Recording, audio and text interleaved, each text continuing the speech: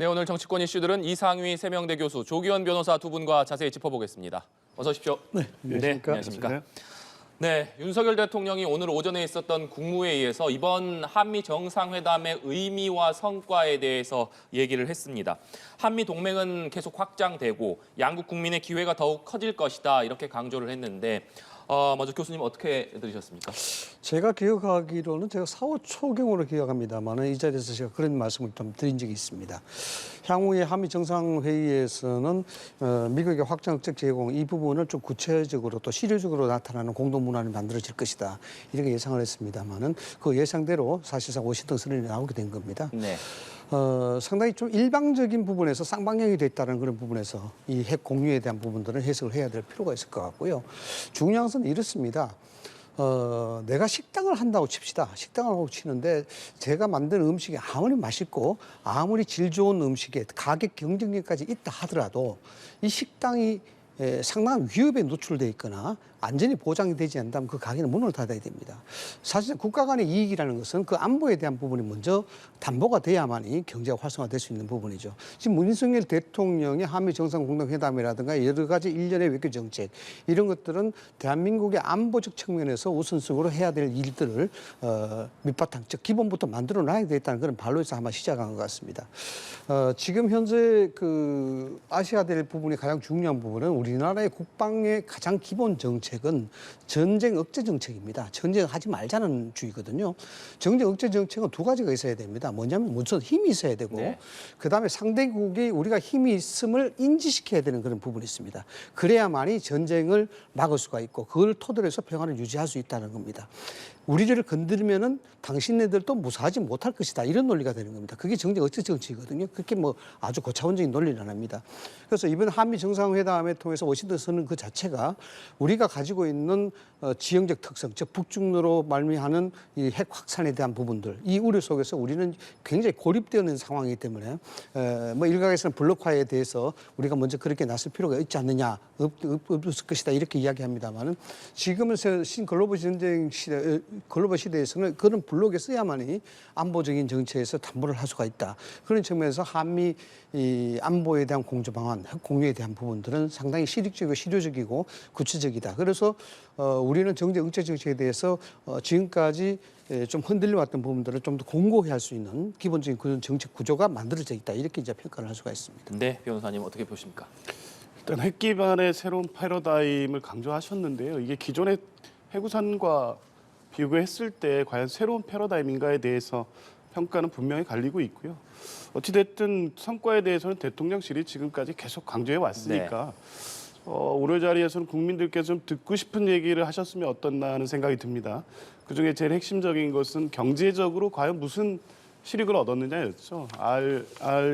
RA법, 또 반도체법 등에서 사실상 좀 구체적으로 지금까지보다 진전된 협의, 미국의 양보안이 있을 것으로 기대를 했는데 그 발표된 공동선언 내지 기자회견 등에서 보면 전혀 없는 것으로 보입니다. 특히 내년 대선을 앞둔 미국 민주당 정부가 이 부분을 추가 양보할 가능성도 없어 보이고요.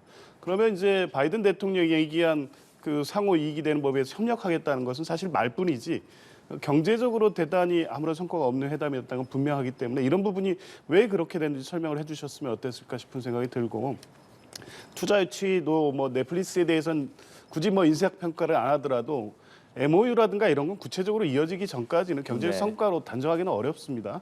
반면에 우리 기업들의 투자는 훨씬 몇 배의 투자를 하기로 또 약속한 부분이 있지 않습니까? 그런 측면에서 보면 경제적인 어떤 성과를 얘기하기도 어렵고요. 지금 또 말씀하셨지만 북중러가 블록화되는 부분에 대한 안보 위협이 지금 북핵에 대한 억지력으로 반대급부로 생긴 이 안보의 불안은 또 어떻게 해소할 것인지에 대한 대통령의 말씀이 없으셔서 좀 이 부분도 아쉽습니다. 네. 오늘 국무회의 생중계를 통해서 국민들에게 이번 정상회담의 성과에 대해서는 설명을 했고 이제 관심은 윤석열 대통령이 여야 지도부에게도 이번 한미 정상회담의 성과를 설명할 것이냐 여기에 대해서 관심이 쏠리고 있습니다. 대통령실에서는 마다할 이유가 없다면서 민주당 박광원 신임 원내대표가 뽑혔기 때문에 여야 원내대표 간 여러 회동이 있을 수 있다 이렇게 얘기를 했습니다. 윤석열 대통령이 박광원 원내대표를 포함해서 여야 원내 지도부를 불러서 회동할 가능성은 어떻게 보시는지 궁금하고 또 이런 가능성이 나오면서 민주당에서는 이것이 이재명 대표 패싱 아니냐 이런 비판이 나오고 있거든요. 어떻게 보십니까? 상당히 좀 앞으로 전국 형태가 재미있게 좀 돌아갈 것 같습니다. 우선 그 앵커께서 질문하신 대로 원내대표 여야 간 협상 테이블이 재가동될 것이냐 이에 따라서 대통령과 만날 가능성이 있느냐 저는 충분히 있다고 봅니다. 네. 왜냐 그러면 국정 운영에 있어서 어느 한쪽이 지지를 받아서 대통령이 된 윤석열 대통령이지만 결국 대한민국을 대표하는 대통령이기 때문에 소통적 차원에서 얼마든지 야당 대표와 만날 필요성이 있다고 봅니다. 그렇다면 그건 왜 안 만났느냐. 사실상 대통령이 된 이상은 절대적 공인으로서 국정 운영의 총책임자입니다. 함부로 사람을 만나서도 안 되고 함부로 이야기를 해서도 안 되는 부분이 있죠. 굉장히 조심스러운 부분입니다. 물론 이재명 대표가 야당의 중추적인 어떤 역할을 하고 있는 대표의 한 사람이다 만나야 됐다 이런 부분이 있습니다만은 이 이재명 대표의 입장과는 달리 국가를 책임지고 있는 윤석열 대표의 입장으로서는 그에 대한 영향성을 따질 수가 없는 거예요. 분별 있게 만날 필요가 있다라는 겁니다. 무조건 못 만나야 된다는 것이 아니라 그 사람 싫어서 만나는 것이 아니라 그 사람 만나게 되면은 국정이라든가 국민 여론에 어떤 영향을 미칠 것인가에 대해서 대통령이 생각을 해야 되는 겁니다. 다시 말씀을 드리자 그러면 이미 알려졌다시피 사법 리스크에 대한 부분들은 상당히 불거져 있습니다. 이것은 국민의힘에서 제기된 것이 아니라 당시에 민주당 내부에서 제기된 부분이고 여기에 대해서 범죄적 의혹이라든가 범죄적 연루 사실이라든가 등등의 명쾌하게 해명되지 않는 상태입니다. 그리고 그에 관련해서 대선 참패 후에 바로 국회의원 선거에 나갔고 바로 또 야당 대표가 되셨고 여러 가지 일련의 상황들이 정치적 탄압이라고 이야기하고 있고 수사에 대한 부분들이 여기에 대해서 부당하다, 편파 수사다, 뭐 정치 탄압 수사다 이렇게 이야기하는 입장에서 대통령이 만약에 이재명 대표를 만난다 그러면은 여기에 면죄부를 줄 가능성이 굉장히 큽니다. 연론에 대한 면죄부. 이렇습니다. 제가 정치적 패널이 아니고 공적인 자문이 아니고 일반 국민의 입장에서 그런 연루 의혹과 범죄 의혹이 만발하게 있는 상태에서 대통령이 이재명 대표를 만난다 그러면 이런 얘기가 나올 거예요. 역시 힘은 있어 봐야 된다. 힘이 있으니까 다르겠네. 이렇게 해서 그렇게 국민들 여론과 국민들의 정세에 상당히 부정적인 영향을 줄 수밖에 없다라는 겁니다. 그런데 지금은 상황이 다른 것이죠. 일단 뭐 정치적으로 보자 그러면은 박광원 대표 같은 경우에 친명계가 아니죠. 비명계입니다. 약간의 그 이재명 체제에 대해서 비판적 기조를 가지고 있는 사람이고 또 뭐 삼선 의원이긴 합니다만 그 당시 상당히 좀 합리적이고 뭔가 좀 원칙적인 그 부분이 있는 그런 정치로 알려졌어요. 그리고 일성 즉 원내대표가 되고 난 다음에 일성 자체가 여당 정부와 상당히 그 대화를 하겠다는 그런 의지를 많이 필요하겠다는 말이죠. 그래서 사람이 달라졌기 때문에 그런 환경들을 다시 한번 개선시켜 나갈 수 있는 국정 본연의 업무 스타일을 만들어 나갈 수 있는 그런 계기가 됐기 때문에 충분히 저는 만날 수 있다 이렇게 봅니다. 네, 앞서 말씀드린 대로 대통령실에서 이런 얘기가 나오니까 민주당 내부에서는 이재명 대표 패싱 아니냐 또 심지어는 민주당 내부를 이간질시키려는 것 아니냐 이런 얘기까지 나오고 있기 때문에 실제로 대통령실에서 여야 원내 지도부 간의 대통령과의 회동을 제안하더라도 박광원 원내대표가 과연 이것을 수용할 것이냐 여기에도 좀 관심이 쏠리는데 어떻게 전망하십니까? 뭐 이간질 의도까지 설마 그러셨겠습니까? 근데 적어도 적절하지는 않다고 보고요. 박광원 대표께서 만약 공식 제안이 온다면 이재명 대표하고 협의하시겠죠. 어쨌든 적절하지는 않다고 봅니다. 지금 대화 정치의 실종이라는 건 대통령이 시정연설에서 확약한 바와도 맞지도 않고요. 적어도 지금 아마 대통령과 야당 대표가 안 만 기간이 최장 기록이라고 합니다. 과거에 홍준표 대표 시절에 문재인 대통령이 안 만난 기간이 355일인가 정도로 그때도 길었는데 그때는 홍준표 대표가 거부하기도 했었거든요. 이재명 대표는 국정의 협조 논의도 하겠다는 입장을 계속 갖고 대화 정치를 말씀을 하셨는데 불구하고 대통령이 안 만난 겁니다. 저는 이게 국민이 뽑은 대통령으로서 당원이 뽑은 야당 대표로서 이재명 대표를 보고 있지 않다고 보거든요. 검찰총장이 범죄 피고인 보호는 시각으로 계속 보고 있기 때문에 대화의 상대로 인정하지 않는 겁니다. 이게 이제 극단적인 정치적 대립을 계속시키는 요인이라고 보고요. 대통령께서 풀 수 있는 기회가 많이 있었음에도 불구하고 지금까지 한 번도 대화 제의도 안 하셨거든요. 이번 역시도 박미성과 당연히 당 대표에게 설명하고 협조를 구하는 수순으로 가는 게 맞는데 굳이 원내대표가 새로 뽑혔다는 이유로 원내대표를 초청하는 방식으로 한다는 게 격에도 맞지 않고 대화정치 복원이라는 것의 그 취지로 본다고 하더라도 적절하지도 않다고 봅니다. 대화를 하시고자 하면 이재명 대표에게 제안을 하시는 게 맞다고 봅니다. 그렇게 본다 그러면은 뭐 여러 가지 면에서 다른 또 분석이 또 가능할 것 같습니다. 이간질이라는 부분들은 뭐 그렇게 좀 극단적으로 볼 필요는 없을 것 같고요.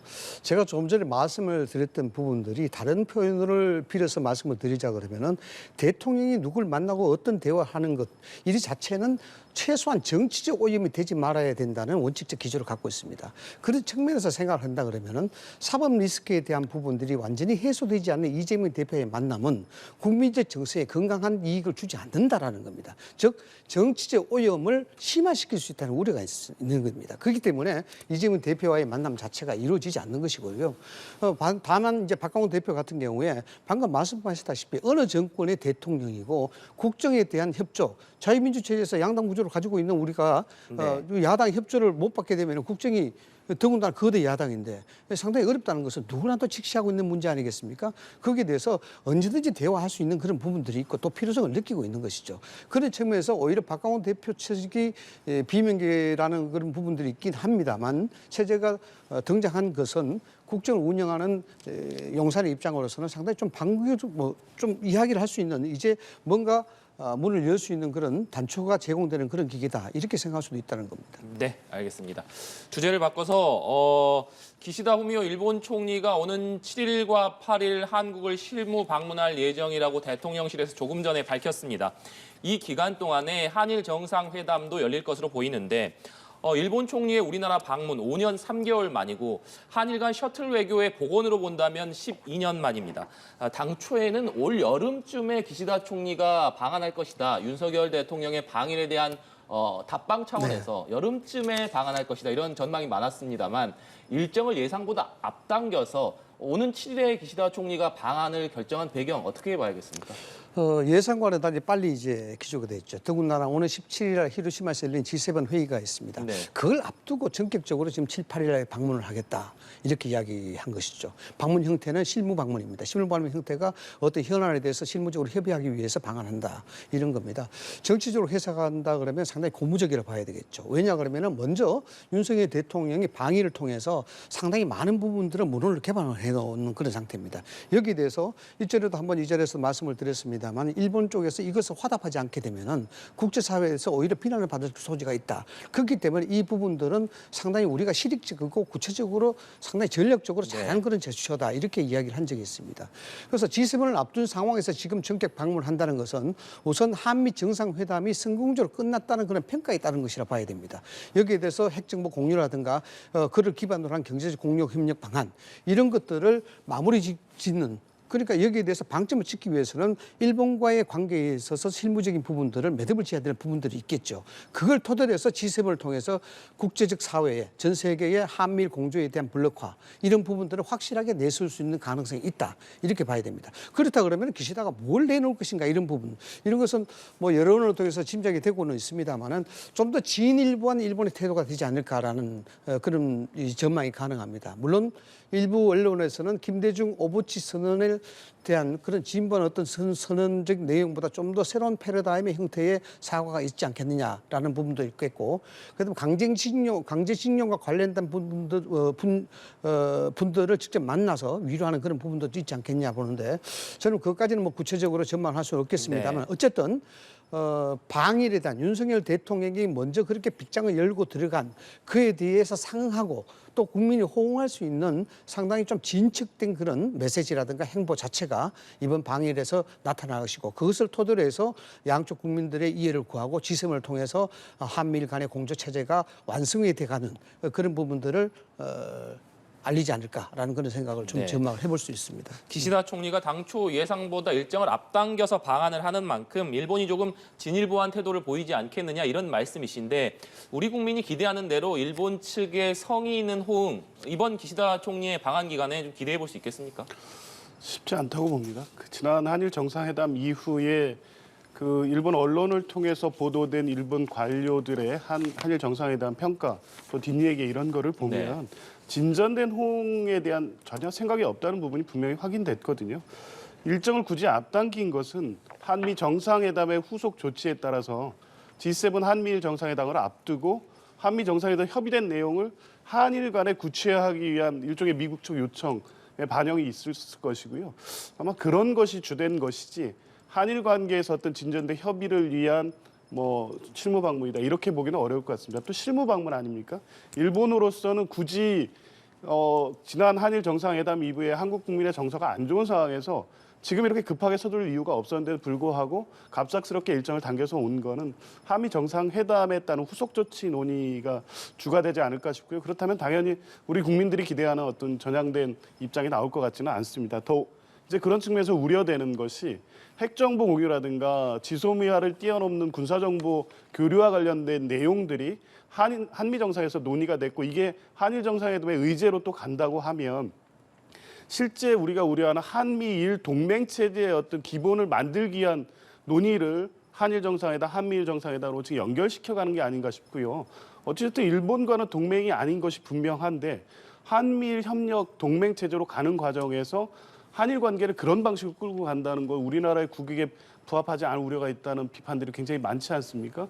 그런 측면에서 보면 이번 정상회담의 의제라든가 논의되는 내용들에 대해서 대통령실에서는 좀 충분히 국민께 알리고 이 부분이 어떤 의미를 갖는지에 대해서 국민적 동의를 구할 필요는 있다고 봅니다. 네. 주제를 좀 넘겨보겠습니다. 더불어민주당 전당대회 돈봉투 의혹의 핵심 인물인 송영길 전 대표가 예고한 대로 오늘 오전 검찰에 자진 출두했습니다. 검찰은 조사 일정이 잡히지 않았다면서 청사 로비에서 돌려보냈는데 청사 밖으로 나온 송 전 대표는 미리 준비해온 입장문을 발표했습니다. 직접 들어보시겠습니다. 귀국한 지 일주일이 지났지만 검찰은 저를 소환하지 않고 저의 주변 사람들을 괴롭히고 있습니다. 윤석열 정권의 대일 굴욕 외교와 경제 무능으로 민심이 계속 나빠지자 일부가 나서서 일부 언론과 야합하여 송영길을 표적 삼아 정치적 기획 수사에 올인하고 있습니다. 물급필반 과유불급입니다. 민심 위반을 검찰 수사로 바꿀 수 없습니다. 다시 한번 국민 여러분께 송구하다는 말씀을 드리면서 주변 사람 대신 저 송영길을 구속시켜 주시기를 바랍니다. 모든 책임을 지겠습니다. 네, 송영길 전 대표가 어제 검찰에 자진 출두하겠다 이렇게 밝힌 이후에 검찰에서는 검찰에 오더라도 조사가 불가능하다 이런 입장을 밝혔음에도 불구하고 송 전 대표가 오늘 오전에 검찰 청사를 직접 찾아갔습니다. 결국 검찰과의 일정이 조정이 되지 않았기 때문에 청사 로비에서 돌아올 수밖에 없었는데 이런 상황이 예상됐음에도 불구하고 송 전 대표가 오늘 자진 출두를 강행한 배경 어떻게 봐야겠습니까? 일단 두 가지 목적은 다 있었다고 봅니다. 실제 지금 검찰 수사에 대한 정치적 입장을 분명히 좀 밝힐 필요성이 있었다고 판단하신 것 같고요. 두 번째는 수사 진행 정도에 따라서 실제 검찰이 조사하지 않겠다는 입장을 공식화했다고 하더라도 실제 출석을 하면 조사할 수도 있었다고 보는 측면도 있다고 봅니다. 과거에 이제 그런 사례도 있으니까요. 근데 어찌 됐든 뭐 두 번째 실제 조사 가능성은 낮았기 때문에 그 정치적 입장을 좀 분명히 밝히는 데 의미를 뒀다고 보는데요. 지금 그 오늘 뭐 송영길 대표도 밝혔다시피 최초 이 수사는 이정근 전 사무부총장의 알선 수재 범죄에서 시작해서 사실상 그 녹취록에 의한 별건 수사로 지금 나간 겁니다. 근데 최근의 수사 양상은 송영길 대표의 정책연구소 또 주변인들에 대한 압수수색까지 광범위하게 수사가 확대되고 있습니다. 이게 그 송영길 대표가 관여됐다고 하는 녹취록에 나와 있는 전당대회 수사로 지금 국한되고 있느냐? 그렇지 않아 보입니다. 이 과정에서 어떤 다른 문제가 인지됐다고 해서 수사를 확대할지 지금 모르는 상황이라고 판단하고 있는 것 같고요. 실제 검찰 수사도 돈봉투 관련 사건이라고 보면 이번에 송영길 대표를 조사했어도 무방할 만큼 녹취라든가 진술이 확보돼 있다고 보여지거든요. 그럼에도 불구하고 굳이 돌려보내고 계속적으로 수사 확대를 하는 걸 보면 돈봉투 수사만으로는 유죄 입증이나 증거 확보에 한계가 있는 게 아닌가라는 생각이 듭니다. 왜냐하면 강내구 제일 핵심 인물인 강내구에 대한 구속영장이 기각이 됐고요. 3만 개의 녹취록, 지금 수사에 단서가 된 녹취록의 출처라든가 신빙성 문제에 대한 문제 제기도 이정근 사무부총장 변호사가 어제 기자회견을 통해서 밝혔습니다. 여러 가지 증거 관계에 대한 문제 제기가 되고 있고요. 그렇다면 녹취록 3만 개 중에 일부만 지금 보도된 게 앞뒤 맥락 관계없이 이것이 범죄 사실을 확정할 수 있느냐에 대한 문제도 제기될 수 있기 때문에 여러 가지 측면에서 송영길 대표로서는 이 수사가 부당한 정치적 탄압 수사로 확대되고 있다는 측면을 오늘 출석을 통해서 정치적 메시지로 전하는데 그 주된 목적이 있었다고 봅니다. 네. 그러니까 검찰 입장에서 보면 돈봉투 의혹 사건의 핵심 인물이 자진해서 조사를 받겠다라고 검찰에 왔는데도 검찰이 돌려보낸 것은 아직까지 조사된 혐의만으로는 좀 유죄 입증이 어렵기 때문이다. 이렇게 보시는 건가요? 예, 그 측면도 있고 수사를 더 확대해야 될 필요성.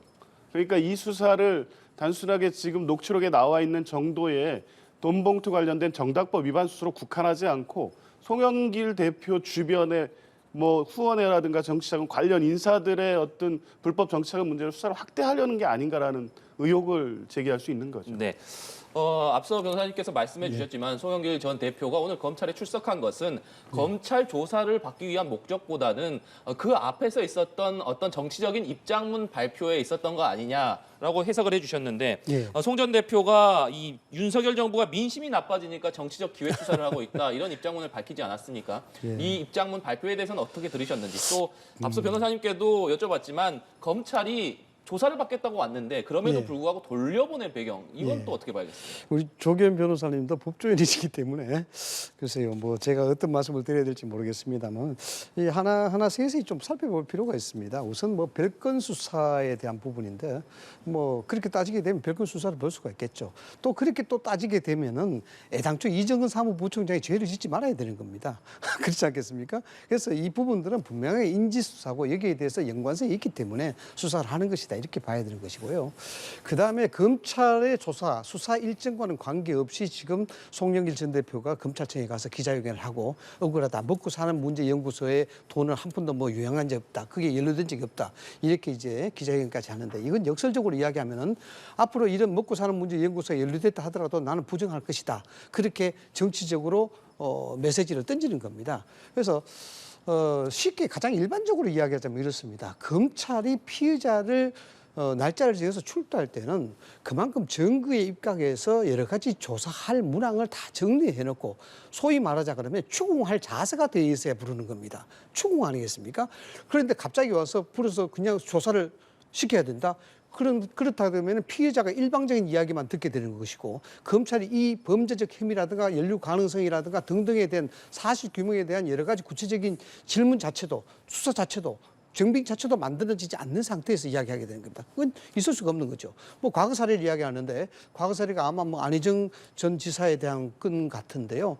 안희정 전 지사도 물론 그렇겠죠. 일방적으로 출두를 해서 조사를 받았습니다. 그런데 상황 자체가 다릅니다. 사안 자체가. 뭐냐 그러면은 안희정 전 지사 같은 경우에 성폭행을 했느냐 안 했느냐 이런 단순적인 부분에서 이야기가 될 수 있고 어쩌면은 자수와 자백적 의미가 강한 그런 것들로 우리가 해석이 될 수가 있습니다. 그런 것이고요. 그다음에 세 번째로 제가 마지막에 좀 짚어야 될 것은 어떻게 민주당은 송영길 전 대표나 이재명 대표나 똑같은 형태를 띠고 있는지 모르겠습니다. 옛날에는요 전통적으로 정치권에 이런 게 있었습니다.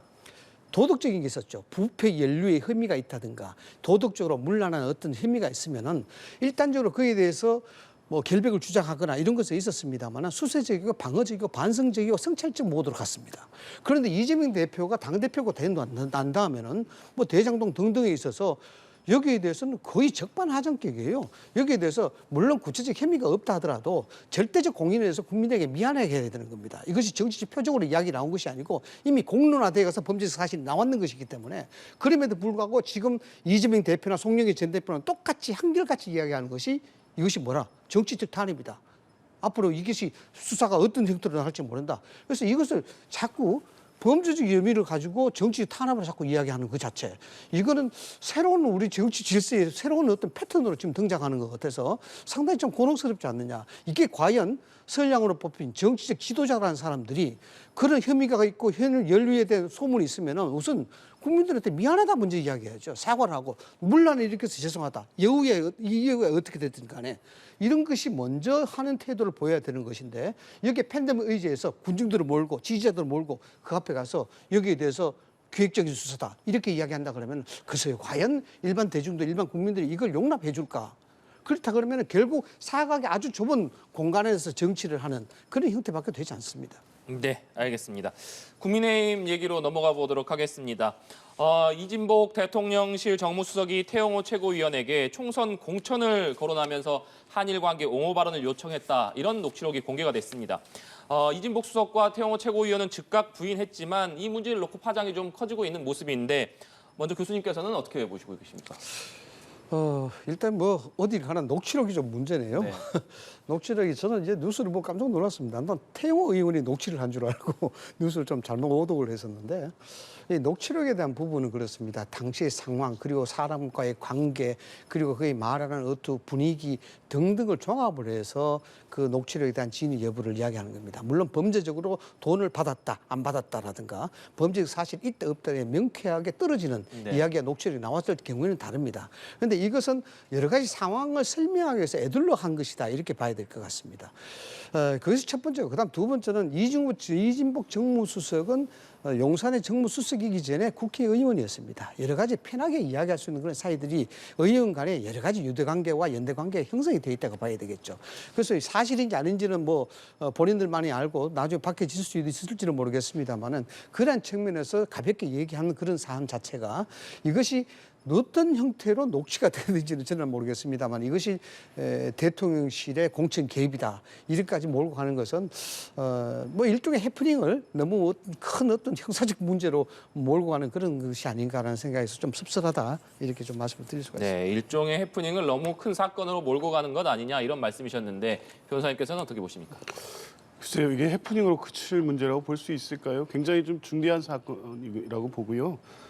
이게 지금 이 사건에 국한돼서 보기 어려운 게 지난 3.8 국민의힘 전당대회 때부터 대통령실의 당대표 경선 개입 의혹은 계속 문제 제기가 되고 있었습니다. 경선 룰에 대한 어떤 개정 시부터 그리고 주요 1위 후보자를 낙마시키는 과정에서 개입부터 여러 가지 대통령실이 내년 총선을 의식해서 당 대표와 지도부 선출에 관여하고 있는 게 아니냐는 문제가 계속 있었고요. 네. 그 연장선상에서 해석될 수밖에 없습니다. 결국에 대통령실이 내년 공천에 영향을 미칠 의도로 지금 하고 있는 게 아니냐는 문제가 계속 되고 있는 상황에서 이 문제가 나왔거든요. 내용이 아주 구체적입니다. 이게 실제 대화가 없었다면 과장으로 만들어낼 만한 얘기도 아니고요. 이 녹취가 3월 8일 전당대회 이후에 그날 최고위원인가 있고요. 그 다음 날 바로 이진복 수석과 만났다는 거 아닙니까?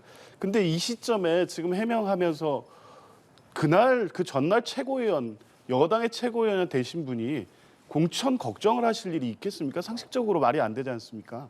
그러니까 여당 최고위원이 된 분이 그 다음 날 전당대회 다음 날 공천 걱정을 해서 보좌관한테 과장해서 한 말이다라는 말을 그대로 받아들이기는 어렵고요. 그런 측면에서면 상당히 사실 개연성이 높고요. 이후에 이어지겠습니다만 이거 과거 박근혜 전 대통령이 2016년 총선 개입에 문제가 됐던 당내 경선에 개입, 2년 유죄 판결 받은 사례가 있습니다. 물론 이제 내년 총선까지 기간이 11개월 정도는 남았지만 그 당내 경선의 공무원의 개입 금지 조항은 꼭 그 경선이 실시된다고 하는 그 시점에 행해지지 않았더라도 유죄 판결이 되거든요.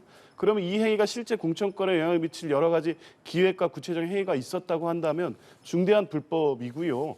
대통령실 관계자 내지는 대통령도 알았다고 하면 또 책임 문제가 불거질 수밖에 없는 사안입니다. 네, 알겠습니다.